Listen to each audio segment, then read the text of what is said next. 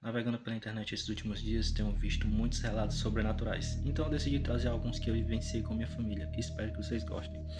Bom, o primeiro contato que eu tive com o sobrenatural, eu tinha apenas 5 anos de idade.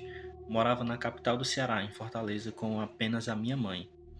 Morávamos numa casa alugada e a casa era mal assombrada, mas havia um porém, a minha mãe não sabia.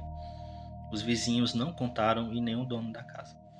Então, certo dia, ela chegou para mim antes de ir para o trabalho e falou: Antes de eu chegar à noite, guarde os seus brinquedos numa caixa, não os deixe espalhados pela casa. E eu perguntei por quê, e ela simplesmente respondeu: Algo ruim vem brincar com eles à noite, caso você deixe eles pela casa. Então eu respondi: Tá bom. E ela saiu e me deixou com minha babá.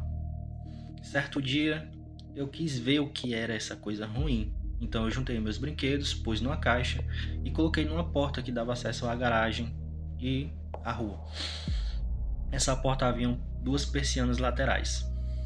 Então eu apaguei todas as luzes da casa, deixando acesa apenas a da garagem. Fechei a porta, abri as persianas, com a minha caixa de brinquedo atrás da porta. Então, por alguns momentos eu esqueci daquela tal coisa e dos meus brinquedos e fiquei olhando apenas para a rua, esperando minha mãe chegar. Em algum momento eu olhei para trás e quando eu vi o que estava ali, algo me assombrou muito. Não havia uma silhueta humana. O que havia naquelas persianas era um olho em cada persiana, um olho enorme, com expressão de ódio. Não havia um formato em si humano naquela coisa. Era algo branco, o corpo, sem formato. Não havia boca, não havia nariz. Os braços eram finos e com mãos de luva, uma luva imensa, branca. E a expressão era de muita raiva, de muito ódio. E não havia som, não havia movimento, apenas olhava de volta para mim com aquele ar de ruim.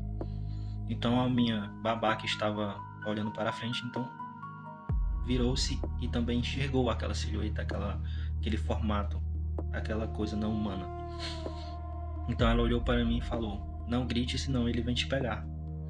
E ela tornou a olhar para frente, creio eu que com medo. Então por algum momento eu desviei o olhar e quando retornei, aquela coisa simplesmente havia sumido. Alguns minutos depois, a minha babá levantou-se, abriu a porta e nada ali havia.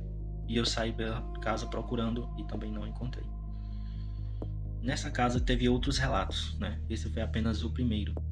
Então, se você gostou, você quer também contar o seu relato, deixa aqui nos comentários ou me manda uma mensagem, quem sabe eu os conte aqui também.